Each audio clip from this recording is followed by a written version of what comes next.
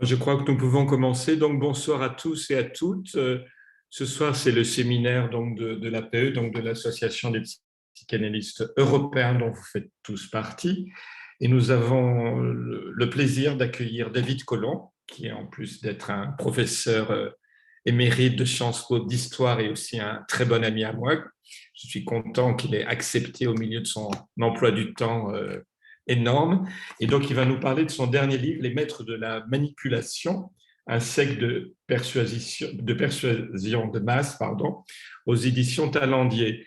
Et donc, ce livre est absolument passionnant, donc extraordinaire, vraiment intéressant. Par moments, ça fait, je dois l'avouer, un peu peur, parce que peut-être que je suis un peu dans la lune ou un peu un doux rêveur, mais je ne pensais pas qu'on peut être manipulé à ce point-là.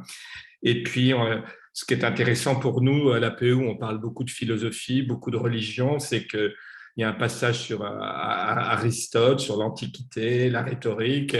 Après, on passe à l'art de persuader de Pascal, Roland Barthes, et il nous a choisi, David, plusieurs exemples de spin doctors et de tout un tas de personnages du XXe siècle et du XXIe siècle, au hasard Goebbels, Walt Disney, Mark Zuckerberg, et nous aurons le plaisir aussi d'entendre parler du neveu de Freud. Je ne sais pas si c'était le vilain petit canard de la famille, mais cela va être très intéressant. Donc, bonsoir à toi, David, et merci de commencer cette soirée avec toi.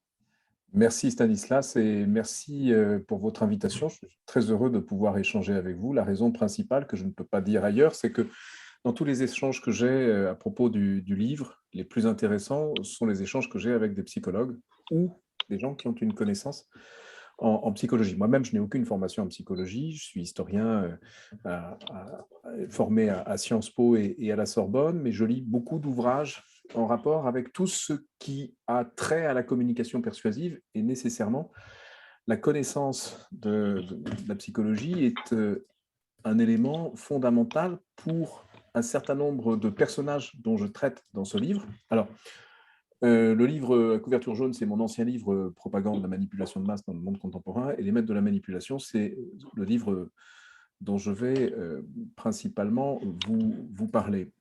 Vous parler à travers un angle qui me semble extrêmement important, qui est celui de l'application de principes tirés de la psychanalyse et plus largement de la psychologie à l'art de la persuasion de masse tel qu'il est apparu au début du XXe siècle aux États-Unis, lorsque s'est produit une révolution politique avec l'essor du suffrage, le droit de vote accordé aux femmes en 1920, économique avec une industrialisation à marche forcée et la constitution d'un marché à l'échelle d'une nation gigantesque, et en même temps une révolution culturelle avec la naissance de nouveaux métiers dans le secteur des services, et notamment la publicité.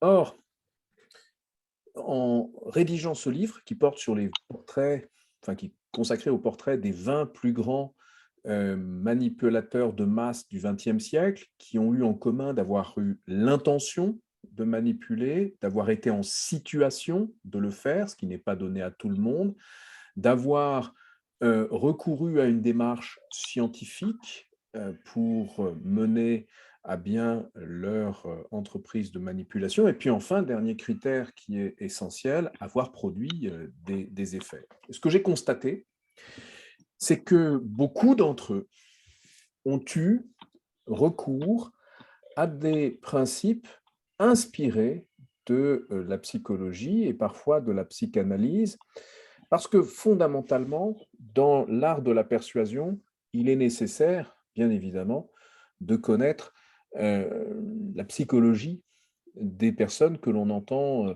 conduire ou convaincre ou persuader, selon les cas. Les pionniers en la matière sont ces deux hommes que vous voyez ici. Stanley Resor est directeur de la firme G. Walter Thompson, et il est le premier patron d'une société publicitaire à avoir un diplôme universitaire. Et à l'université, il a étudié la psychologie et il recrute l'un de ses anciens professeurs, John B. Watson, qui est l'introducteur aux États-Unis du comportementalisme, qui travaille à ses côtés à l'élaboration de campagnes. Pas celle que j'ai mis sur la diapositive que vous voyez. Les deux campagnes que vous voyez ici n'ont pas été réalisées avec Watson, mais avec l'épouse de Stanley Resor, Helen Resor, qui a eu la première, l'idée de s'appuyer sur la pulsion sexuelle pour promouvoir un produit de grande consommation, en l'occurrence le savon. En 1917, les États-Unis entrent en guerre. Il faudrait que j'arrive à bouger mes slides. Je suis un peu... Voilà. Le bureau est encombré. Les États-Unis entrent en guerre dans une situation un peu particulière. Ils sont un pays isolationniste depuis longtemps, tenu éloigné des affaires européennes par la doctrine Monroe. Le président en exercice s'était engagé à tenir les États-Unis à l'écart du premier conflit mondial. Or, en avril 1917, il engage les États-Unis dans la guerre. Il s'agit pour lui, par conséquent, de retourner l'opinion publique. Et pour ce faire, il nomme l'un de ses conseillers, ancien journaliste, George Creel, à la tête de ce qui fait figure de véritable ministère de la propagande comme on n'en a jamais connu dans les démocraties, puisque George Creel, que vous voyez ici assis tout à droite, est en charge de l'ensemble des moyens de communication publics des États-Unis, aussi bien diplomatiques que financiers, que de l'État fédéral ou militaire. Et il recrute les meilleurs communicants de l'époque.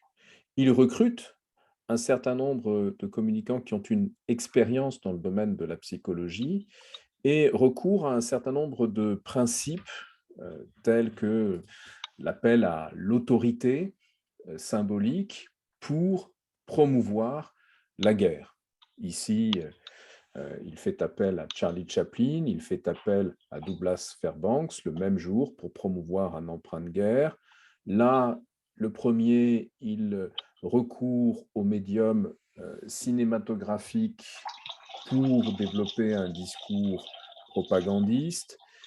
Il conçoit des campagnes d'affichage qui font ouvertement appel à la psychologie des destinataires de ces images à travers l'appel aux affects et la criminalisation, la brutalisation, l'animalisation de la figure de l'ennemi. C'est un tournant majeur dans l'histoire des démocraties que cette courte période pendant laquelle il s'est agi de vendre la guerre aux Américains et parmi eux en particulier aux Américains issus de l'immigration en provenance des pays ennemis. Alors, Stanislas l'a évoqué tout à l'heure, il y a un personnage qui faisait partie de cette commission et qui, après la guerre, crée son activité privée, Édouard Bernays, qui est 2 fois le neveu de Sigmund Freud. Sa mère est la sœur de Freud et son père est le frère de l'épouse de Freud. Il a peu connu Sigmund, puisqu'il est parti en exil avec ses parents lorsqu'il avait l'âge de 1 an, mais il est retourné à Vienne, il l'a rencontré en 1913, et puis il a échangé avec lui, il a directement contribué à la traduction de certaines œuvres et cours de Freud publiés aux États-Unis dans les années 20, donc il y a une correspondance entre les deux. Et ce qui est très intéressant chez Bernays, qui lui n'a aucune formation psychologique, qui n'a pas vraiment non plus lu Freud, il a une formation en agriculture, c'est qu'il a su identifier dans la pensée de son oncle relative à l'inconscient et au subconscient un petit nombre de principes qu'ils pouvaient détourner de leur objet premier à des fins publicitaires. Il s'agissait essentiellement de doter les produits de ses clients de caractère symbolique. Il s'agissait de contourner les résistances, les inhibitions face à l'acte de consommation. Et l'une de ces campagnes les plus célèbres a concerné cet homme-là, qui était George Washington Hill, qui était le patron d'American Tobacco et qui souhaitait faire en sorte que davantage de femmes américaines fument des cigarettes, et en particulier en public, ce qui était tabou. Bernays fait appel à un psychiatre, le docteur Brill, traducteur aux États-Unis des œuvres de son oncle. Il lui paye une consultation pour, je crois, une centaine de dollars de l'époque, ce qui est beaucoup, dans les années 20. Et Brill associe la cigarette à un symbole phallique et considère que c'est là le principal obstacle à la consommation de cigarettes dans les rues par les femmes. Et l'idée de Brill, qui est mise en œuvre par Bernays, consiste à retourner le symbole et à promouvoir la cigarette comme un symbole d'émancipation féminine face à la domination masculine, symbolique comme réelle. Il organise un pseudo-événement en mai 1929 sur la 5e avenue et entreprend de promouvoir la cigarette. Mais au-delà de cela, il a su agir sur un certain nombre de leviers de la consommation en imaginant des façons tout à fait nouvelles de l'encourager dans un cadre qui n'est plus exactement un cadre à proprement parler publicitaire. Je vous donne un seul exemple, puisque c'est un peu mon domaine, le domaine des livres. Il est recruté par un éditeur qui veut vendre davantage de livres. Et l'idée de Bernays n'est pas de faire une campagne au profit de cet éditeur. L'idée de Bernays est d'encourager la consommation de livres de la façon la plus générale et la plus automatique possible. Il va voir des architectes new-yorkais et les persuade de concevoir de nouveaux appartements avec des bibliothèques que naturellement les gens vont remplir. Un fabricant un producteur de bacon a des stocks sur les bras, il consulte des médecins, Bernays, et promeut l'idée selon laquelle un petit déjeuner copieux est bon pour la santé, ce qui automatiquement encourage la consommation de bacon. Alors, Bernays est sans doute l'un des publicitaires les plus célèbres du XXe siècle. Il a une aura absolument extraordinaire, en particulier en France. Cette aura est due au fait que son premier client a toujours été lui-même et qu'il a toujours su, jusqu'à sa mort, à l'âge de 103 ans, assurer son autopromotion. Il a eu la chance d'enterrer tous ses concurrents ou ceux qui auraient pu témoigner contre lui. Et en revanche, il n'est pas le personnage le plus intéressant pour mon propos aujourd'hui. Le personnage le plus intéressant s'appelle Ernest Dichter, autrichien, lui aussi, qui vivait dans la même rue que le cabinet de Freud, de mémoire c'est la Bergstrasse, à Vienne. Il vivait en face de chez Freud, mais dans une famille très pauvre. Et il a travaillé pour payer des études. Il est tombé amoureux d'une étudiante en psychologie à Paris, alors qu'il passait une année en échange. Il retourne à Vienne. À Vienne, il étudie la psychologie telle qu'on l'enseignait à Vienne, c'est-à-dire une psychanalyse non freudienne. Freud n'avait pas voix au chapitre à l'université de Vienne dans les années 1920. Il était l'élève de Karl et Charlotte Bühler. Il a été formé à la psychologie développementale, il a été formé à l'observation systématique, Il a suivi aussi les cours du sociologue Paul Lazarsfeld, qui l'a initié à la recherche sociale qualitative à l'époque, c'était avant que Lazarsfeld aux États-Unis s'oriente vers le quantitatif.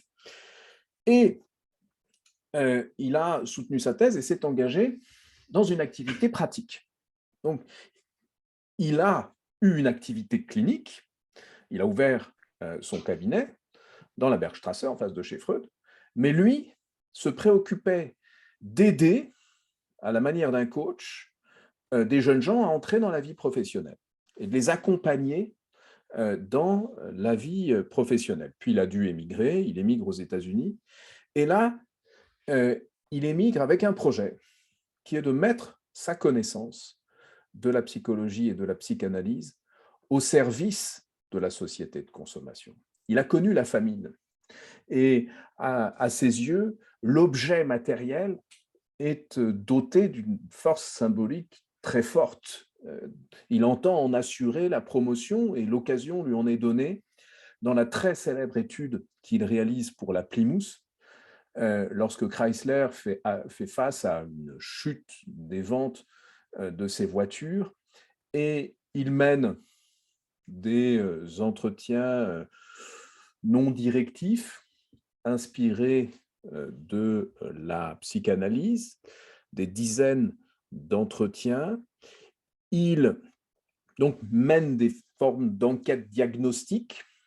Il recourt donc à des entretiens profonds, à la recherche des facteurs inconscients ou subconscients de l'achat. Autrement dit, il met de l'achat d'une voiture. Et il identifie un certain nombre de choses désormais bien connues, le fait que la voiture est le prolongement de la personnalité, le fait que les hommes d'un certain âge désirent une voiture stable, mais que ce désir se heurte à ceux de leur épouse qui détient la clé du porte-monnaie, n'envisage pas un seul instant de laisser le mari se promener en décapotable dans les rues de New York ou d'ailleurs, et il trouve une solution que vous voyez sur cette image, qui est le hard top, c'est-à-dire le compromis entre la voiture familiale que veut l'épouse et la décapotable dont rêve le mari. J'ai interrogé récemment un gros concessionnaire dans un pays proche de la France, qui me disait que c'était toujours le cas, c'est-à-dire qu'il y a un décalage énorme entre ce que souhaitent les clients, acheter une décapotable, et la part de décapotables sur le marché, sachant que désormais, beaucoup de femmes achètent également des décapotables. Il a été quelqu'un d'extraordinairement important.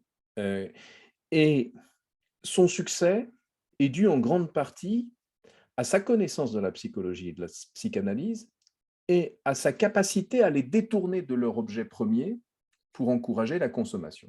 C'était un peu la même chose que Bernays. Dans les échanges avec Freud, Freud n'arrivait pas à comprendre le travail de son neveu. Il était stupéfait par son attitude.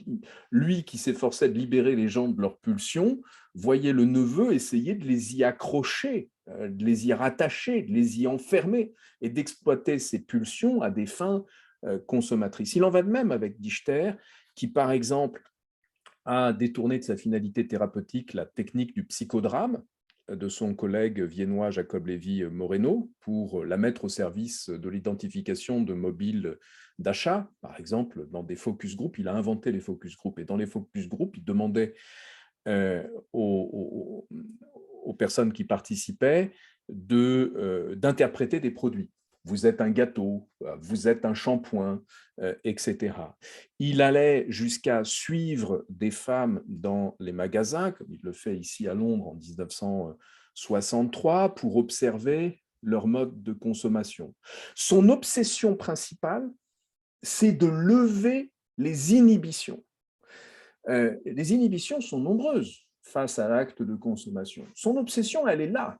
Il s'agit de lever tous les obstacles. Et je vais vous donner deux exemples très célèbres. Il a été embauché par la société Mattel pour le lancement de la poupée Barbie. Il a donc contribué à ce lancement et sa mission principale était d'aider Mattel à concevoir un discours susceptible de lever les inhibitions des parents à l'égard de cette poupée extraordinairement sexuée. Parce que les mères en particulier ne voulaient pas acheter une telle poupée pour leurs enfants en bas âge. Il a été aussi recruté par Betty Crocker qui avait une préparation toute faite pour faire un gâteau. Vous aviez une préparation, vous mettiez de l'eau, vous mélangez, vous faisiez cuire et c'était fait. Et cette préparation ne marchait pas. Il a lancé son enquête, mené ses entretiens profonds et il a tiré un enseignement clair qui était que le fabricant faisait fausse route en voulant trop aider les femmes à faire le gâteau, car c'était les déposséder du sentiment de fierté associé à la production du gâteau en question. Il a par conséquent fait une recommandation qui va vous plaire. Il a dit retirez l'œuf de la recette. Dites aux femmes d'ajouter un œuf à la préparation avant de le mettre au four. Et bien évidemment, l'œuf ici était pratiquement le symbole de l'ovule. C'était la fierté pratiquement maternelle de la femme qui sort le gâteau du four. Sa connaissance de la psychologie et son exploitation de la psychologie à des fins de grande consommation l'a rendu extraordinairement riche et extraordinairement célèbre parce qu'il est resté indépendant toute sa vie. Il avait un château gigantesque à Croton-sur-Hudson qu'il a transformé en gigantesque laboratoire ethnologique et psychologique de l'esprit humain. Il a rédigé des livres qui sont des encyclopédies du symbole des objets matériels. Sa stratégie a été résumée par une formule, un titre de ses livres, La stratégie du désir humain. Pour la marque Esso, il a une idée simple. Aux hommes, ne vendez pas de l'essence, vendez de la puissance. Put a tiger in your tank. Mettez un tigre dans votre réservoir. Il a dit aussi, pour un fabricant de chaussures, aux femmes, ne vendez pas de chaussures, vendez de jolis pieds. Sa démarche a influencé de très grands publicitaires, en particulier Bleustein-Blanchet, le patron de Publicis, qui s'en est inspiré pour ses propres campagnes. Et je vais vous en donner juste un exemple parce que le temps passe vite. Vous voyez, la femme à la rose, c'est la première campagne publicitaire en France qui ne présentait pas le produit, mais qui présentait, dans une démarche très dichtérienne, les motivations inconscientes d'achat du produit, telles que je les ai résumées ici en le piquant dans le livre de Bleustein-Blanchet, enfin dans un livre de Bleustein-Blanchet, la beauté formelle, l'élégance, la chasteté dans la sensualité. Pour le compte de Pierre Mendès France, Premier ministre qui veut lutter contre l'alcoolisme, il conçoit la campagne quand les parents boivent, les enfants trinquent, parce qu'il constate que les adultes sont indifférents à l'impact sur leur santé de leur consommation d'alcool. En revanche, se préoccupent par instinct parental du devenir de leurs enfants et de l'impact éventuel de leur propre consommation d'alcool sur leurs enfants. Maintenant, cette approche a été profondément renouvelée depuis les années 1970 par cet homme, qui est Richard Thaler, qui est un économiste, mais un économiste d'un type un peu particulier, puisqu'il est de très loin l'économiste qui a le plus côtoyé les psychologues, en particulier psychologues sociaux, tout au long de sa carrière. Richard Thaler est parti d'un constat qui était que le comportement de l'agent économique n'était pas conforme à ce que en disait la théorie néoclassique. En clair, l'humain n'est pas aussi rationnel que la théorie le voudrait.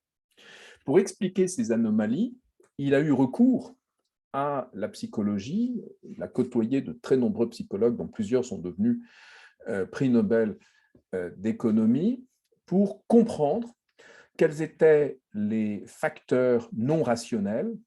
Parmi eux, les plus importants sont ce que l'on appelle les biais cognitifs, et il en a identifié un certain nombre, dont celui qui lui a valu le prix Nobel, qui est le biais de dotation, c'est-à-dire le fait que nous accordons plus de valeur à ce que nous possédons déjà qu'à ce que nous pourrions posséder si nous nous dépossédions de ce que nous possédons déjà, et qui a une implication absolument extraordinaire en matière économique. Par exemple, ça permet de concevoir des campagnes de soldes qui poussent les gens à consommer avec l'idée d'un rabais. Vous fixez un prix que vous indiquez comme le prix normal, qui est un prix très élevé, vous annoncez un rabais, et vous voyez ces gens revenir chez eux triomphalement en disant « Tu n'imagines pas combien d'argent j'ai économisé aujourd'hui, les bras chargés de sacs ».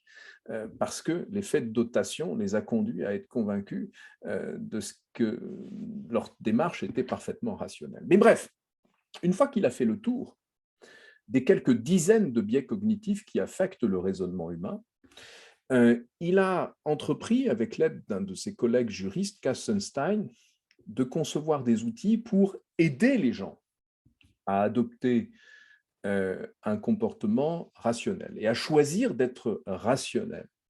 C'est ce que l'on appelle le nudge, c'est ce qu'il a appelé le nudge, qui est à la fois le petit coup de coude que l'on donne à quelqu'un pour attirer son attention sur quelque chose, et puis le petit coup de pouce que l'on lui donne pour l'encourager à agir. Je vous en ai donné ici quelques exemples. Celui qu'il donne en ouverture de son livre, la fausse mouche dessinée au fond des urinoirs de l'aéroport de Schiphol et qui a eu pour effet de baisser de 80% les dépenses de nettoyage dans les toilettes pour hommes de cet aéroport. L'exemple lyonnais, du métro lyonnais, de ta santé et ta bonne santé est au bout de cet escalier.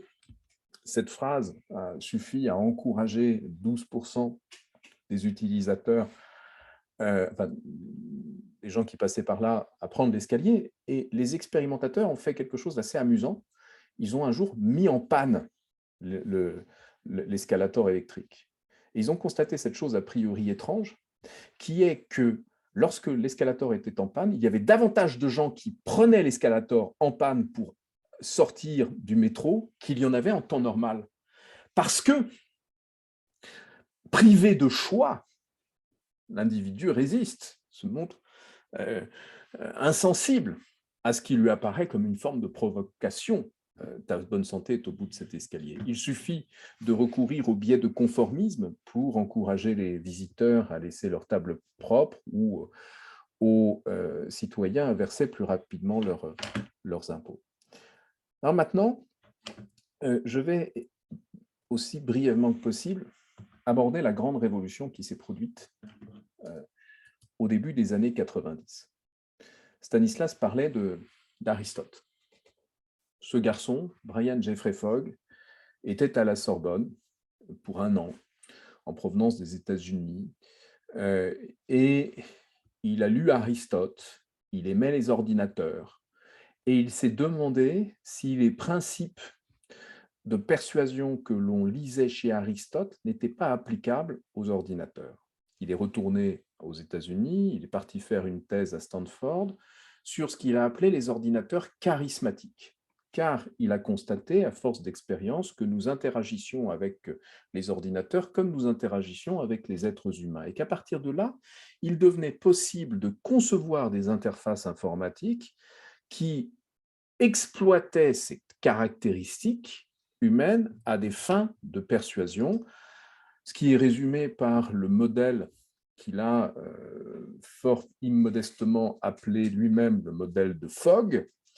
BMAT, le behavior, le comportement, est déterminé par la conjugaison de la motivation, de l'aptitude et d'un trigger, c'est-à-dire d'un élément déclencheur. Réunis sur la page, ils permettent d'exploiter un certain nombre de fragilités psychologiques humaines pour encourager les gens dans la direction où on veut les mener. Par exemple, l'instinct de compétition nous poussera à prendre une décision irrationnelle lorsque nous sommes sur une page où l'on nous indique qu'il ne reste plus qu'une chambre d'hôtel et qu'il y a 3 personnes sur la page qui regardent en ce moment même la chambre d'hôtel que l'on envisage de réserver, ce qui nous pousse à réserver immédiatement. L'aptitude est facilitée, cela encourage les gens à consommer davantage, c'est le principe du paiement en un clic d'Amazon. Il l'a résumé dans un livre absolument extraordinaire, Persuasive Technology, et certains de ses élèves sont allés plus loin. Parce qu'en cours, il évoquait des psychologues, alors comportementalistes, et en particulier Frédéric Burrus-Skinner, comportementaliste radical. Or, la pensée de Skinner est aisément exploitable dans un univers numérique. En particulier, certaines de ces fameuses expériences, la boîte de Skinner avec ses rats, ce rat qui appuie sur un levier pour obtenir de la nourriture, et cela renforce le comportement consistant à encourager le rat à appuyer sur le levier, mais Skinner est allé plus loin en constatant que lorsque la récompense était aléatoire, le comportement du rat était très différent de quand la récompense était fixe. Récompense fixe, il appuie sur le levier, il mange, quand il n'a plus faim, il cesse d'appuyer sur le levier. Récompense aléatoire, le circuit de la récompense dopaminique se met en place automatiquement et encourage le rat à appuyer sur le levier sans aucune considération pour sa satiété. Et on le voit appuyer frénétiquement sur le levier. Or, ce principe, qui a été appliqué il y a à cette date quelques décennies déjà aux machines à sous, qui exploitent ce renforcement du comportement à travers le circuit de la récompense dopaminique, a été aisément appliqué à la sphère numérique. Nous retournons sur une page Internet à la recherche de notre récompense, qui est aléatoire. Cette récompense, c'est un mail, une réponse à notre mail, c'est un like, c'est un tweet, c'est un retweet. Et cela a été conçu savamment par une série d'ingénieurs qui, pour beaucoup, ont travaillé pour la Silicon Valley, notamment pour cet homme, qui nous intéresse à plus d'un titre. Sa mère est psychiatre, vous le savez sans doute. Il a étudié la psychologie à Harvard, c'était sa majeure, vous le savez sans doute. Et il a très rapidement mis à profit ses connaissances de la psychologie humaine au service du développement de l'application qu'il a créée, Facebook, en février 2004. C'était, dans un premier temps, pour persuader ses belles camarades de Harvard, qu'il ignorait totalement, qu'il n'y adressait jamais la parole, de s'inscrire, de mettre une photo, et plusieurs, d'indiquer quelle était leur situation sentimentale, leur orientation sexuelle et toute information qu'elles jugeaient digne ou nécessaire au but qu'elles recherchaient sur la plateforme. Et avant Facebook, personne ne se promenait dans les rues avec un panneau indiquant « Bonjour, je m'appelle David, j'ai 48 ans, je suis marié, hétérosexuel ». Personne, je crois. Je crois. Mais depuis, des milliards de personnes font cela à travers Facebook. Les procédés que j'ai mentionnés tout à l'heure de la technologie persuasive ont été exploités à grande échelle pour rendre les gens accros aux outils numériques, pour leur tendre une série de pièges auxquels ils ne peuvent pas résister. Je suis entré sur Facebook lorsque j'ai reçu un mail m'indiquant que quelqu'un avait posté là-bas une photo de moi. Comment résister à la curiosité ?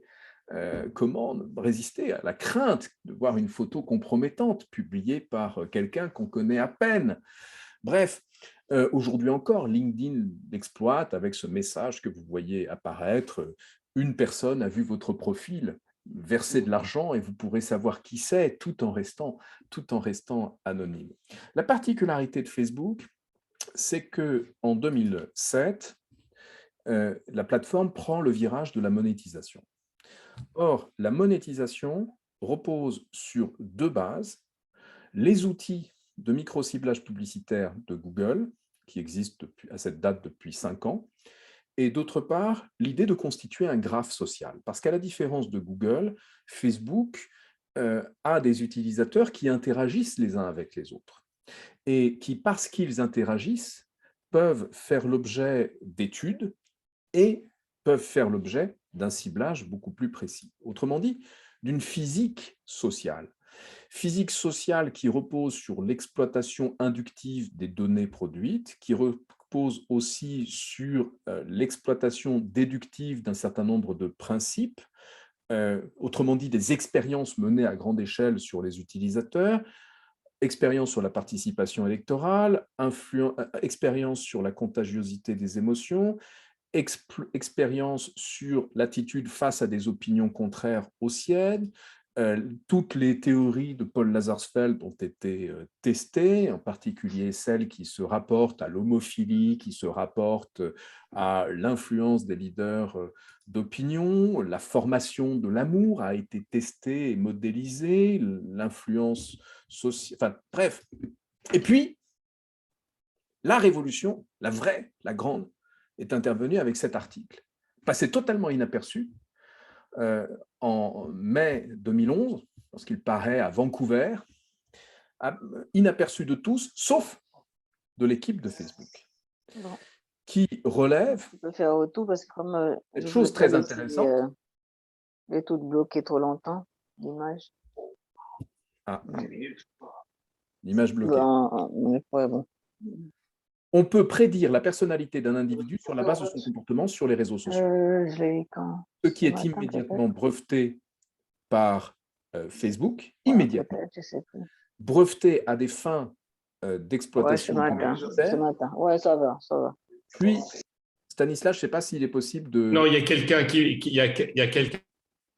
Tu as la possibilité, Stanislas, d'appuyer sur un bouton qui... Non, mais c'est bon. Le modèle prédictif repose aussi, et là, on se rapproche de notre sujet, sur les caractéristiques psychologiques des individus. Sur la base de cet ouvrage et de ce modèle, The Five Factor Theory Perspective de McRae et Costa, où on attribue une note aux individus sur 5 traits de personnalité considérés comme communs à tous: l'ouverture, la conscienciosité, l'extraversion, le caractère ou non agréable et le névroticisme. Bon. Et on peut, de cette façon-là, prédire quelle est la personnalité, les traits de personnalité d'un individu à partir de son comportement sur les réseaux sociaux. On peut aussi prédire quelles sont ses émotions en exploitant d'autres modèles, notamment le modèle des émotions universelles de Paul Ekman. Paul Ekman a été pendant longtemps consultant du FBI. Il s'agissait de lire sur le visage des prévenus s'ils mentaient, s'ils disaient la vérité, quelles étaient leurs émotions lorsqu'ils étaient interrogés. Et ce modèle a beaucoup intéressé Facebook, qui l'a appliqué. Vous voyez le modèle des émotions universelles d'Ekman, c'est transcrit par les émoticônes, qui aident les machines à décrypter l'état émotionnel des individus. Et là, si vous faites une comparaison, vous constaterez qu'il manque une émotion. Facebook n'a pas d'émoticône pour exprimer la peur. Autrement dit, on n'a pas le droit d'avoir peur ou d'exprimer la peur sur le réseau social. Mais à partir de là, si Facebook a censuré la peur, pourquoi Facebook n'a pas également censuré la colère? Pourquoi aurait-on le droit d'être en colère si on n'a pas le droit d'avoir peur? Et vous le comprenez mieux que quiconque, la peur est inhibitrice, la colère est désinhibitrice. Et par conséquent, la colère est beaucoup plus virale. La colère produit un effet de réseau, la colère produit un plus grand engagement des utilisateurs, la colère les conduit à se livrer davantage. Bref, la colère, in fine, rapporte beaucoup plus d'argent à Facebook que la peur. Et c'est de toutes les émotions humaines, celle qui se révèle la plus rémunératrice selon les documents internes qui ont récemment été révélés par Facebook. Cette détection des émotions a un objectif précis qui est un objectif de ciblage publicitaire. Il s'agit de prédire toujours plus les personnalités. Et certains acteurs, je m'approche de la fin, ont compris le potentiel des réseaux sociaux. C'est le cas de Steve Bannon, qui lui n'a aucune connaissance en psychologie, mais qui s'est intéressé à une chose extraordinaire à ses yeux, qui est la capacité de mobilisation des individus en ligne. Et il est l'un de ceux qui, parmi les premiers, a compris qu'il n'y a pas une grande différence entre l'activité en ligne et l'activité in real life, dans la vie réelle, IRL, comme on dit communément dans le milieu des geeks. Autrement dit, on peut exploiter des passions numériques et les canaliser dans une perspective politique et les transcrire dans la vie réelle, ce qu'un certain nombre de manipulateurs de masse font depuis longtemps. Lord Bell, qui était le patron de Saatchi et Saatchi, qui a fait la campagne de Margaret Thatcher, a créé une société qui s'appelle SCL, qui s'est spécialisée dans le design comportemental. Design comportemental qui s'inspirait ouvertement d'acquis de la psychologie et de la psychanalyse pour rechercher des déclencheurs de comportement qui s'avéraient plus efficaces que les déclencheurs classiquement mobilisés. Par exemple, si vous voulez persuader un jeune adolescent de fumer, de s'arrêter de fumer, pardon, il est vain de lui dire que dans 20 ans, il aura un cancer ou que ça lui coûtera de l'argent. En revanche, si vous lui dites que le fait de fumer lui donne une mauvaise haleine, les dents jaunes et peut réduire ses chances sur le plan sentimental, là, vous pouvez obtenir des résultats. Il y a cet autre exemple que j'aime bien. Il dit dans ce pitch, le patron de la société, dans ce pitch, dit, si vous voulez dissuader des gens d'aller sur une plage, vous pouvez mettre une pancarte. Cette plage est privée, défense d'entrée. Mais là, bien évidemment, si vous dites que c'est interdit, ben, on a envie de braver l'interdit et vous aurez des gens qui iront sur cette plage. En revanche, si sur le panneau, vous dites qu'il y a des requins dans l'eau, la personne n'ira sur la plage. Parce que la peur du requin est trop profondément inscrite dans nos esprits pour que nous prenions le risque d'aller tenter le requin. Et ces caractéristiques conduisent Bannon à prendre l'initiative de créer Cambridge Analytica à partir de SCL avec l'argent de Robert Mercer. Et grâce au travail d'un jeune analyste qui s'appelle Christopher Wiley, il identifie un type de personnalité particulièrement influençable, particulièrement manipulable, qui correspond à ce qu'il appelle la dark triade, des individus qui présentent à la fois des traits narcissiques, machiavéliens et psychopathiques, dénués d'empathie en tout cas, qui peuvent aisément être instrumentalisés par le biais de la colère dans un but politique précis. Ce but politique peut être tantôt de les encourager à aller voter.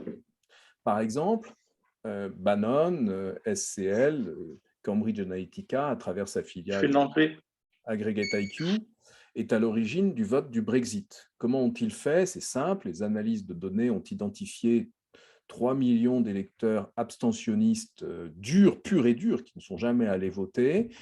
Ils ont procédé à une analyse à grande échelle des lois qui régissent leur comportement à l'échelle d'agrégats d'individus, puis conçu un discours susceptible de les conduire à aller voter. L'approche classique en matière de participation électorale, c'est l'approche française, ne tournez pas le doigt à la France, allez voter, il faut le faire, c'est votre devoir, blablabla. Lui, c'est le slogan retenu par Dominic Cummings, « Let's take back control ». Cette motivation humaine fondamentale, ce besoin de contrôle qui est immédiatement traductible dans le champ politique. Vous vous sentez délaissé, vous êtes chômeur, vous n'avez plus d'emploi, vous n'avez plus de petit ami, vous n'avez pas de perspective. Reprenez le contrôle de votre destin. Mais aussi la colère, dirigée contre des boucs émissaires, en particulier les musulmans et les Turcs. Et dans un autre cas de figure, qui est très intéressant, il peut s'agir de faire appel à des réflexes inhibiteurs, à chercher à inhiber le comportement électoral en dissuadant, par exemple, un électeur démocrate que l'on sait porteur d'armes d'aller voter pour Hillary Clinton en lui présentant, par le biais des outils publicitaires de Facebook, une fausse information selon laquelle elle a l'intention de mettre fin au port d'armes. Ces fausses informations servent souvent ce but inhibiteur. Alors, en conclusion, il y a un livre qui, à mes yeux, mérite toute notre attention, qui est un livre que j'ai trouvé fascinant, que j'ai lu après avoir achevé la rédaction du livre dont je vous parle. Ce livre est State of Confusion, avec un jeu de mots sur l'état et la confusion mentale. Il s'agit de la manipulation politique et l'assaut de l'esprit américain. Son auteur est psychologue clinicien et lobbyiste en même temps. Et cette double qualité lui a offert une perspective tout à fait nouvelle, tout à fait extraordinaire. Il est celui qui a mis en évidence le phénomène de gaslighting à l'échelle des citoyens américains dans leur ensemble, c'est-à-dire de créer une confusion mentale à grande échelle, à travers la diffusion de fausses informations, à travers l'altération de la perception de ce qui est la réalité et de ce qui n'est pas la réalité, à travers la mise en avant de pseudo-réalités. Et ce qui est fascinant à mes yeux dans ce livre, qui a été publié il y a 10 ans, c'est qu'il décrit tout à fait l'univers dans lequel on évolue aux États-Unis et on tend à évoluer, vers lequel on tend en France. En conclusion, la Commission européenne a le projet d'interdire un certain nombre de dispositifs de manipulation de masse numérique, en particulier ceux qui reposent sur des techniques subliminales, ceux qui exploitent des vulnérabilités, notamment psychologiques, de groupe, ceux qui visent à établir une analyse prédictive de la psychologie à des fins d'exploitation malveillante, et on peut espérer que cette mesure soit mise en place rapidement. Voilà. Je suis désolé, j'ai été extraordinairement bavard. J'avais prévu de mettre une alarme, mais j'ai oublié de la mettre. Merci pour votre patience.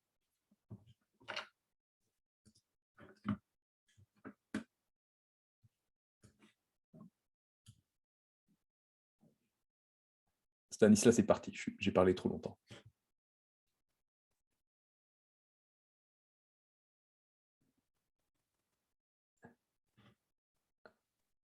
Micro, Stanislas. Alors, le micro... Ah, est-ce que moi, je peux mettre les micros? Mais vous pouvez en principe... Ah, tu es là, Stanislas? On ne t'entend pas. Mets le micro. Il faut que tu mettes le micro. Ah, mais oui. Voilà, je suis désolé, j'avais le micro. Donc, je disais donc que tu n'avais pas parlé trop longtemps. On te remercie beaucoup, c'était absolument passionnant. Donc, on n'est pas du tout à l'APE à chronométrer le temps de nos intervenants. Ce que tu as dit là pour la Commission européenne, ça se termine bien en espérant que ça va fonctionner. 2024, c'est encore un peu loin, mais on peut espérer que ça va se faire assez rapidement. Et puis, effectivement, vous pouvez tous poser des questions en mettant la petite main jaune, vous le savez, sur le côté. Et puis, David se fera un plaisir de vous répondre. C'était vraiment passionnant, David. Merci. Natalia? Natalia, bonsoir. Si tu veux poser une question, ouvre ton micro. Oui, bonsoir à tous. J'ai beaucoup pensé lors de l'intervention au côté obscur de la force. Je m'explique. Donc, la psychanalyse propose des outils fabuleux selon l'intention pour laquelle on les utilise. Donc effectivement, le mouvement d'utilisation de toutes les techniques psychologiques à des fins commerciales, de consommation mais commerciales, pose la question, est-ce qu'elle servait à l'époque à lever les inhibitions ou à gagner de l'argent? Et ça m'a fait penser, pour moi ça renvoie à l'éthique du psychanalyste. Donc, les outils psychanalytiques peuvent être un outil d'émancipation et de liberté intérieure ou un outil d'asservissement à la consommation sous couvert de liberté extérieure. Donc, moi, je fais bien la différence entre la notion d'intériorité et d'extériorité liée à l'illusion de liberté. J'ai beaucoup pensé, lors de votre intervention, au petit traité de manipulation à l'intention des honnêtes gens. Et pour moi, la rationalité ne vient-elle pas de l'intériorité plutôt que de l'extériorité? Connais-toi toi-même plutôt que l'immédiateté de la récompense extérieure. Donc, ça a suscité énormément de questions. Donc, je ne sais pas comment vous allez me répondre parmi toutes les questions que j'ai posées. Je vais essayer. Effectivement, vous avez pointé du doigt des points très importants. Le premier, c'est que la psychanalyse et plus largement la psychologie sont dévoyées. Oui. Ceux et celles qui s'engagent dans cette voie, en général, n'exercent plus et sont gagnés par des motivations qui sont bassement matérielles très souvent, ou dans certains cas, qui relèvent un peu de l'hubris humain. Parce que quand vous êtes en capacité d'influencer des millions de personnes, en secret, vous avez une survalorisation du moi, en quelque sorte. Vous avez parlé de l'illusion de la liberté. C'est un point extrêmement important. Quand vous lisez Burrus Frédéric Skinner, il vous explique qu'à ses yeux, le libre arbitre est une illusion créée par la philosophie occidentale des Lumières, que nous sommes par essence des êtres influençables et que par conséquent, le fait de concevoir des outils visant à fabriquer des comportements renforcés positivement ou négativement des comportements relève d'une manière de rationaliser ce qui jusque-là était d'un registre irrationnel de son point de vue lorsque l'influence était celle de la religion, lorsque l'influence était celle de communautés étroites. Donc il a le sentiment de servir l'intérêt général. Et puis vous avez cité le best-seller de Joule et Beauvois. Les travaux qui se rapportent à la psychologie sociale dans son ensemble, qui ont fait l'objet de nombreuses études. Le livre de Joule et Beauvois est fondé sur des études, des expériences qu'ils ont menées sur leurs propres étudiants. Ce sont des expériences qu'aujourd'hui, dans l'université française, on n'a pas le droit de mener. À Sciences Po, il y a des cadres éthiques longs comme le bras qui m'interdisent absolument de mener ce type d'expérience sur mes propres élèves. En revanche, ce qui est paradoxal, c'est que le cadre éthique en question n'existe pas pour Facebook, n'existe pas pour les géants du numérique, qui, au service de, je cite, l'amélioration de leurs services, l'amélioration de l'efficacité de la publicité, au service de la promesse faite aux utilisateurs d'avoir des outils beaucoup plus intéressants pour eux parce que leur proposant des produits plus proches de ce qu'ils recherchent, exploitent à très grande échelle la possibilité de mener des expériences. Je vous donnerai un seul exemple. Vous connaissez peut-être l'expérience du tout petit monde de Stanley Milgram. Combien de liens nous séparent les uns des autres, expérience qu'il a réalisée en 1968. Il avait 200 personnes dans son panel. Je crois qu'au final, il y en a 60 qui ont rendu le dossier arrivé à Boston. Facebook a réédité cette expérience à 2 reprises, et la dernière fois, c'était sur plusieurs milliards d'individus. Ce qui permettait au passage à Facebook de servir son argument propagandiste, autrement dit le fait que Facebook rapproche les gens. Pardon, je vous réponds très longuement, mais vos questions sont très importantes. Merci. Merci Natalia. Est-ce qu'il y a donc d'autres raisonnements, d'autres questions, d'autres... Bicera, est-ce que tu veux dire quelque chose? Je sens que tu veux dire quelque chose, Bicera. Bonsoir, Bicera. Bonsoir. Merci beaucoup, Monsieur Colomb, pour votre intervention.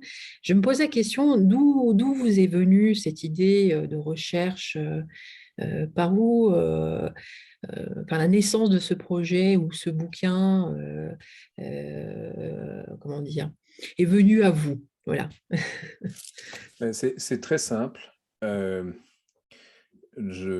suis devenu papa sur le tard, Et dans les mois d'attente de la naissance de ma première fille, je me suis lancé dans une série de lectures qui, de proche en proche, m'ont conduit à d'autres lectures. Et cela se produisait en 2016.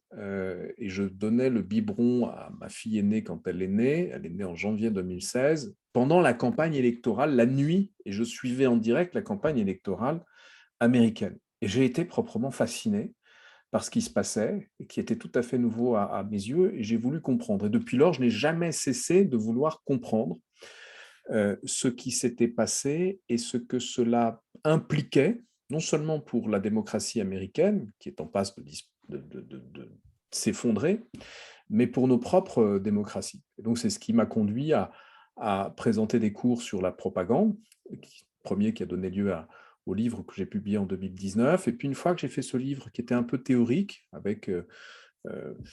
j'ai eu envie de toucher un plus large public à travers des éléments humains. Parce que quand vous parlez de propagande de façon abstraite, les gens manifestent un intérêt poli. Mais lorsque vous intégrez l'élément humain, vous avez un intérêt qui est tout de suite plus grand. Et il est, je crois, intéressant de comprendre que derrière ces opérations de manipulation de masse, il y a des êtres humains. Vous prenez par exemple le climato-scepticisme. 69% des contenus climato-sceptiques sur Facebook émanent de 10 sources. La première d'entre elles, c'est Breitbart, le site de Steve Bannon. Vous prenez maintenant le contenu climato-sceptique en dehors de Facebook dans les médias. Les 2/3 de ce contenu climato-sceptique émanent d'un seul homme, qui est toujours en vie, qui s'appelle Rupert Murdoch, qui est un tenant du climato-scepticisme depuis très très longtemps. Donc c'est, à mes yeux, très important de mettre en évidence cela, qui est aussi le symptôme de notre époque, c'est-à-dire d'une époque où un petit nombre d'individus se trouvent dotés d'un pouvoir inédit dans l'histoire de l'humanité. Je cite Murdoch et Zuckerberg, ils sont seuls maîtres à bord de leur empire respectif, seuls maîtres à bord. Ils n'ont de compte à rendre à personne, personne, et considèrent, du reste, n'avoir de compte à rendre à personne. Ce qui est extraordinairement problématique lorsque leurs intérêts commerciaux ne rencontrent pas les intérêts des individus ou les intérêts de la société ou de la démocratie. Je songe en particulier à l'impact psychologique d'Instagram sur les adolescentes, tel qu'il résulte des études menées par Facebook, à l'intérieur de Facebook, et qui ont été révélées par Frances Haugen. On voit là quelque chose d'extraordinairement dangereux. Voilà, donc, pardon, je vous réponds encore très longuement, mais c'est une des raisons très personnelles qui m'ont lancé là-dedans. Bien sûr, j'enseigne l'histoire depuis longtemps, l'histoire de l'image, l'histoire des médias, la communication, mais ce qui m'a intéressé là, c'est le devenir de mes 2 filles. Merci David pour ce côté intime de l'histoire que je ne connaissais pas. Natacha, c'est à toi. Vas-y, Natacha. Il n'y a pas de son, Natacha, il faut allumer ton micro. J'avais oublié mon micro physique, en fait. J'avais aussi coupé le micro physique. Je voulais savoir si vous aviez regardé et étudié les systèmes des grandes distributions, parce que c'est quelque chose que j'ai étudié dans mes études.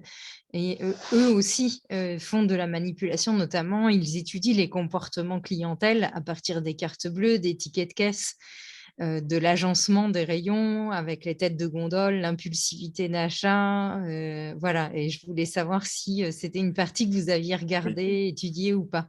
Oui, entre mes 2 livres. Dans mon dernier livre, je traite de Dichter, qui est un des grands ingénieurs de la consommation de masse. Pour vous donner quelques exemples, c'est à lui qu'on doit les bonbons à hauteur des yeux des enfants à l'approche des caisses. Bon. Avec l'idée que la pression sociale qui s'exerce sur les parents confrontés aux caprices de l'enfant les conduira, pour sortir de cette situation désagréable, à céder aux caprices. Il est omniprésent je peux plus maintenant aller faire des courses sans penser à Dichter. J'ai très envie de manger un paquet de gâteaux entiers. Je ne vais pas acheter un paquet de gâteaux entiers. C'est un problème aux yeux de Dichter. Dichter a trouvé la solution. Mettons des petits sachets dans les paquets de gâteaux, de sorte que quelqu'un comme moi se dit non, j'achète le paquet, mais je ne vais pas manger le paquet. Je vais manger tout au plus 3 petits paquets. 3. Il est l'inventeur du cycle de vie symbolique des produits. C'est ce qui est tout à fait extraordinaire, de persuader les gens en masse qu'il faut se débarrasser d'objets en parfait état de marche pour leur propre bien, pour leur propre épanouissement.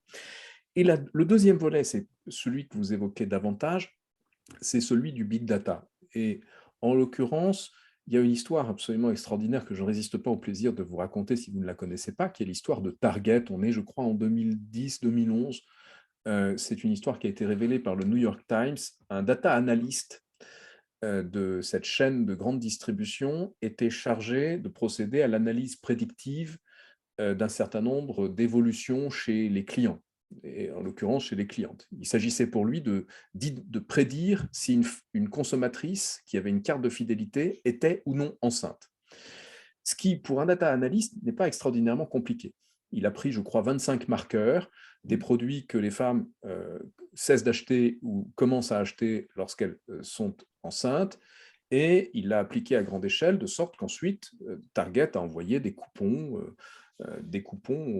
aux femmes enceintes. Jusqu'au jour où un papa est arrivé en hurlant dans son magasin Target parce que sa fille de 13 ans avait reçu les coupons en question et qu'il y voyait une incitation de la part de Target pour sa fille à avoir des relations sexuelles. Il a découvert que sa fille était enceinte. Depuis lors, ces analyses n'ont pas cessé, mais les coupons sont beaucoup moins visibles. Vous recevez 10 coupons de réduction, il y en a 9 qui vous paraissent totalement ahurissants, mais il y en a un qui est le vrai coupon qui vous cible. Vous savez, le discours de Google en la matière est absolument extraordinaire, extravagant, il n'y a pas d'autre mot. Google vous dit, les gens de Google vous disent les yeux dans les yeux, nos publicités ne marchent pas, elles ne sont pas efficaces. Ce à quoi je réponds, expliquez-moi les 70 milliards de bénéfices que vous avez réalisés l'an dernier si vos publicités ne marchent pas. Expliquez-moi pourquoi vous captez 95% avec Facebook du marché publicitaire si ça ne marche pas. Bien évidemment, il y a une multitude d'éléments qui entrent en jeu dans la question de la consommation. Le principal, c'est l'appel au sens, c'est-à-dire l'appel au sens olfactif à travers les parfums, l'appel au sens auditif avec les musiques, l'appel au sens visuel avec la couleur, tout cela fait l'objet d'études extraordinairement nombreuses. Je pourrais en parler longtemps, mais vous avez raison de souligner l'importance de cette dimension.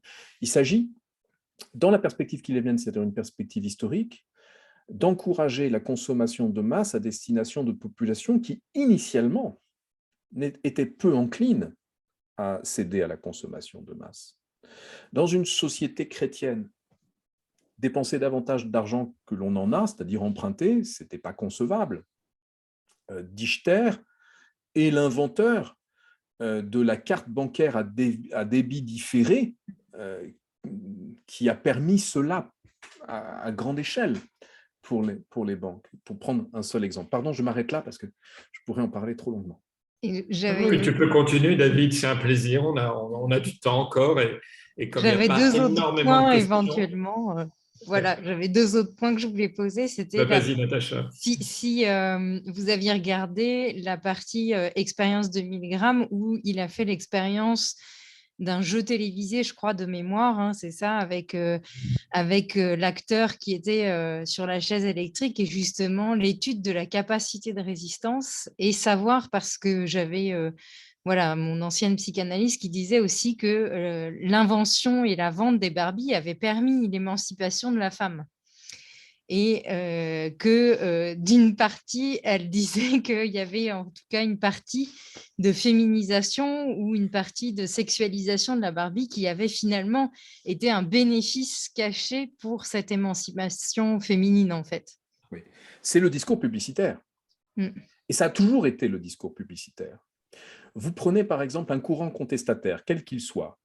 Dans les années 20, c'est le féminisme, le suffragisme.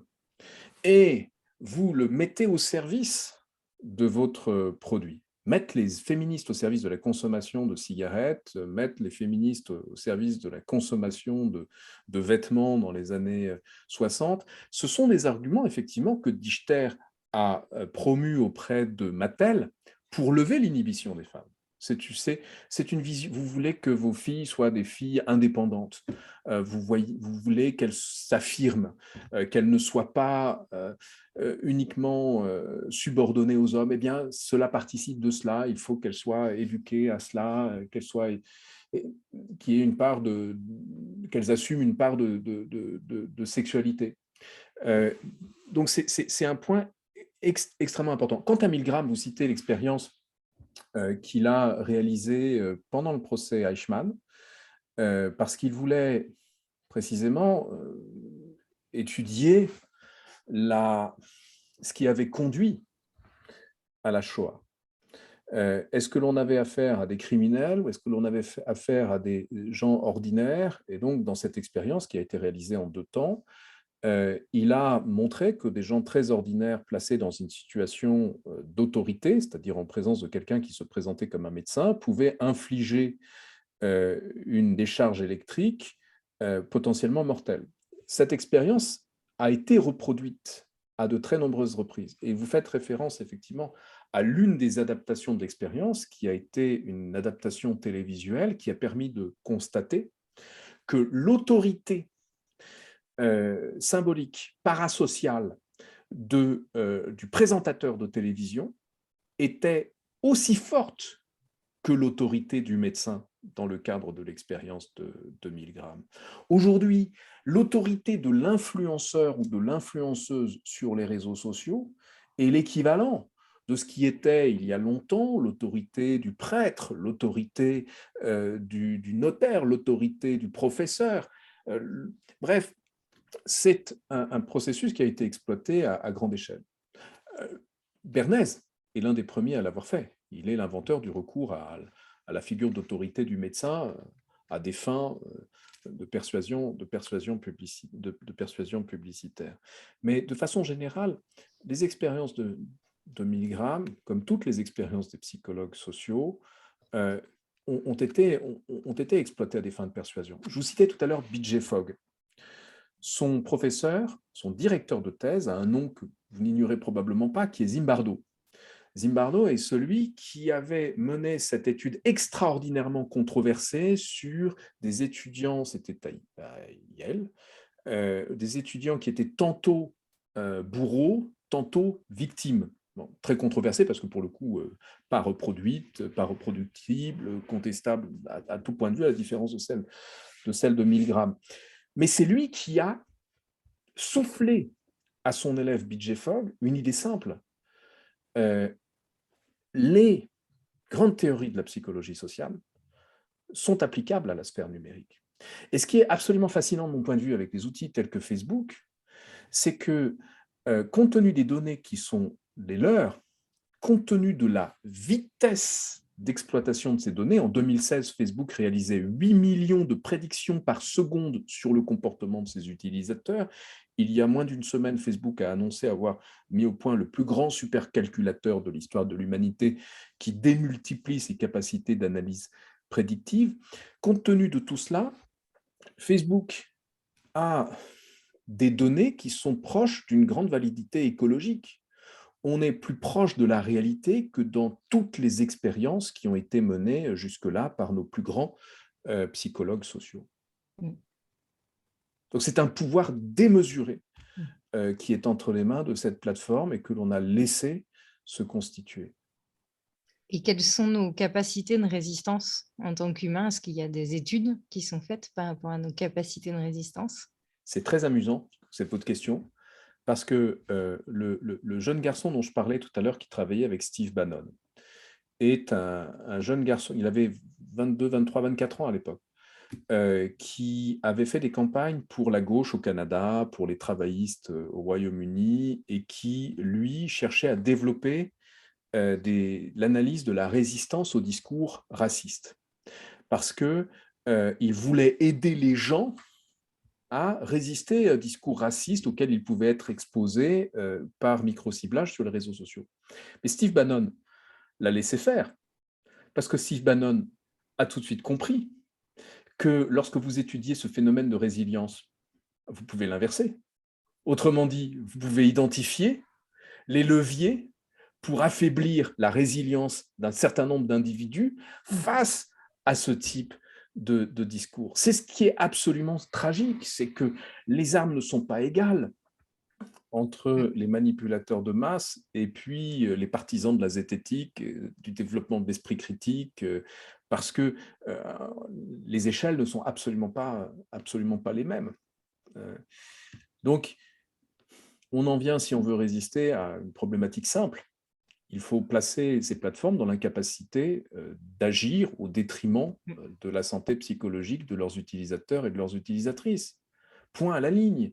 Si Instagram est mauvais pour la santé psychologique des adolescentes, il faut interdire Instagram, ou il faut interdire aux moins de 18 ans d'aller sur cette plateforme, comme on leur interdit de fumer, ce qui ne nous empêchera pas de fumer, mais je considère que fondamentalement, la question de la responsabilité de ces plateformes et de leurs dirigeants, à commencer par Mark Zuckerberg, devrait être posée au vu de tout le mal qui a été fait à nos sociétés par ces plateformes qui ont été utilisées par les pires acteurs de l'humanité. Il serait temps d'agir véritablement. Comme songez par exemple qu'on a fait du trafic d'êtres humains et on continue de faire du trafic d'êtres humains sur Facebook et que personne ne réagit vraiment. Sur Amazon aussi, Amazon, pareil. Mais tu crois que les gens, David, en sont conscients que le Kidam moyen, la population, le monde est conscient de tout cela? Est-ce qu'ils vont se réveiller un jour? Je pense que la vraie problématique, c'est la problématique du choix. A-t-on vraiment le choix? Si vous et moi, nous essayons de passer... Enfin, là, nous sommes sur Zoom. Les données de l'enregistrement vont finir non seulement sur le serveur de Zoom, mais sur les serveurs de ses partenaires. Parmi les partenaires de Zoom, il y a Facebook. Donc, Facebook va exploiter les données de connexion. Bref, on n'a pas le choix. Nous sommes confrontés à un véritable oligopole numérique, un oligopole qui, lorsqu'il est menacé, se serre les coudes. Lorsque Apple a mis en place des outils pour empêcher le ciblage, le tracking publicitaire des utilisateurs d'iPhone, Google et Facebook se sont entendus pour contourner les dispositifs anti-tracking. Parce qu'il en va de leur existence même. Les dispositifs anti-tracking d'Apple ne sont pas étrangers aux mauvais résultats de Facebook, qui a eu 1 million d'utilisateurs de moins que prévu cette année. Et avec 1 million d'utilisateurs en moins, ils ont perdu 250 milliards de valeur boursière. Je ne sais pas si vous représentez ce qu'est 250 milliards, moi pas. C'est surréaliste. Google fait ses 70 milliards de bénéfices, Facebook perd 250 milliards en une demi-journée. Cela dépasse l'entendement. Je crois qu'il est temps de ramener les choses à une juste proportion. Et le moyen de le faire, c'est de permettre une réelle concurrence. Et le seul moyen, c'est d'empêcher ces plateformes de monopoliser leur secteur et surtout d'exploiter ce que nous avons d'humain à des fins commerciales. Quand vous regardez le projet du métavers, fondamentalement, qu'est-ce qu'il est? Il est la quête de l'inconscient. Purement et simplement. C'est la dernière chose qui échappe à la collecte des données de Facebook. Google a une meilleure connaissance de l'inconscient humain. Vous savez-vous qu'une requête sur 6 faite sur Google est faite pour la première fois. C'est-à-dire que Google apprend en permanence de la psychologie de ses utilisateurs. Facebook n'apprend pas autant. Et c'est la raison pour laquelle l'une de leurs priorités, c'est de nous poser des casques sur la tête pour interagir avec les écrans d'ordinateur, pour capter un certain nombre de données du fonctionnement électrique de notre cerveau. Leur obsession, comme celle de leurs concurrents, c'est de doter les êtres humains du plus grand nombre de capteurs connectés possible pour que rien ne puisse plus échapper à la modélisation. C'est de nous empêcher de dormir, comme le rappelait Crary dans son livre 24 heures sur 24. Bref, c'est le capitalisme de surveillance tel que l'a décrit magnifiquement Shoshana Zuboff dans son livre il y a 2 ans. C'est, je crois, une révolte des consciences et surtout un grand sursaut de la part de nos dirigeants qu'il faut que nous appelions.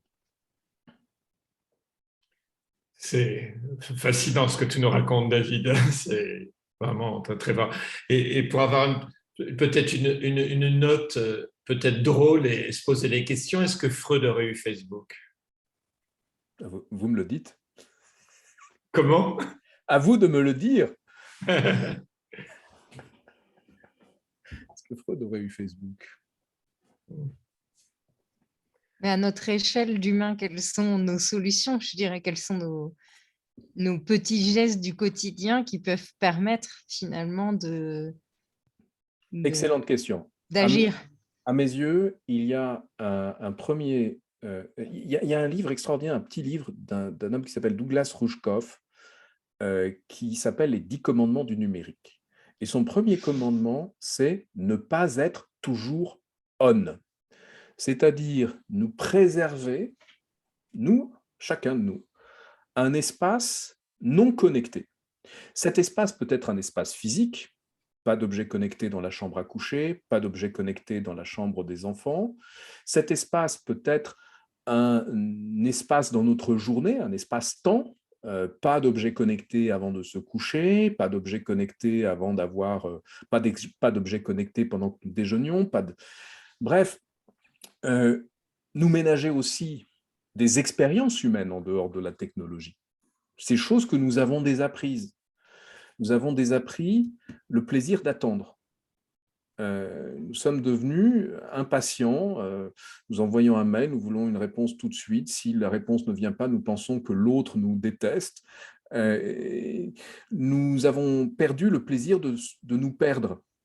Songeons au nombre de choses que l'on peut découvrir quand on se perd, rencontrer des gens nouveaux, voir des choses que l'on ne verra pas si l'on suit Waze.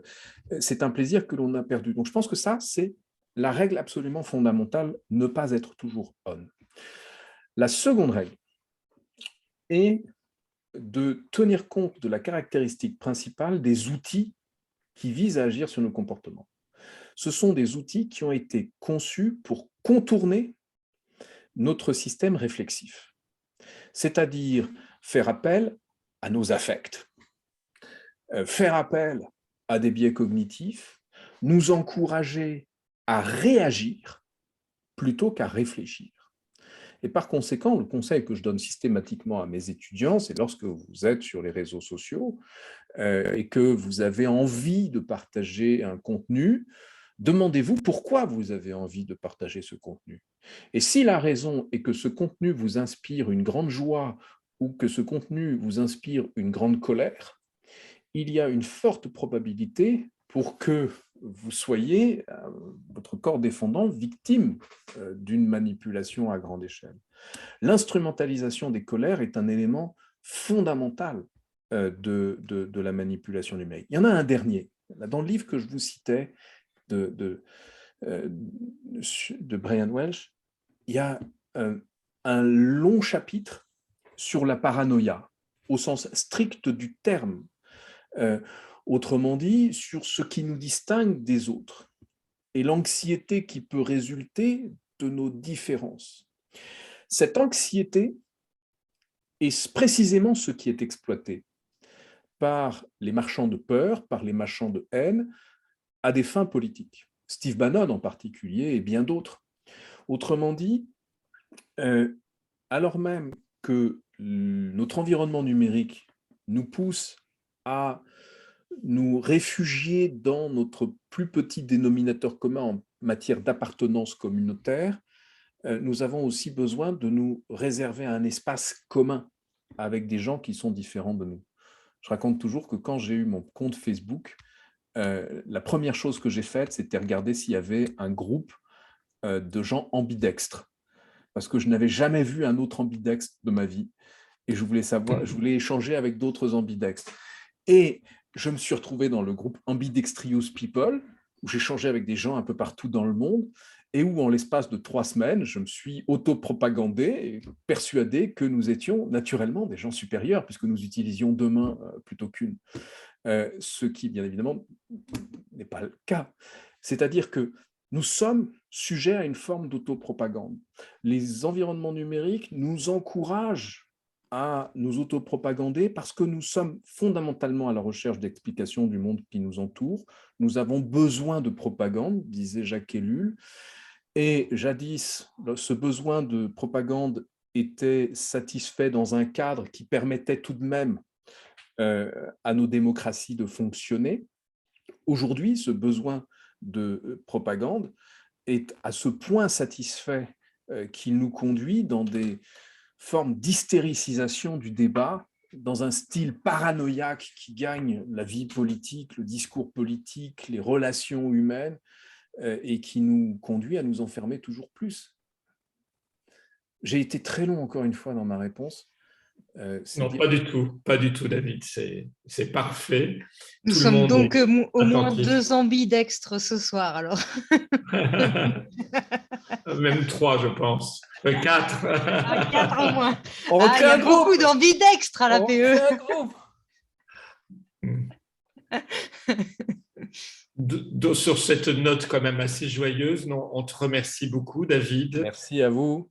Et puis, à jeudi prochain à tous les autres. Bonne soirée. Merci pour la qualité de ces échanges. Merci, David. Merci pour vos Merci questions. beaucoup.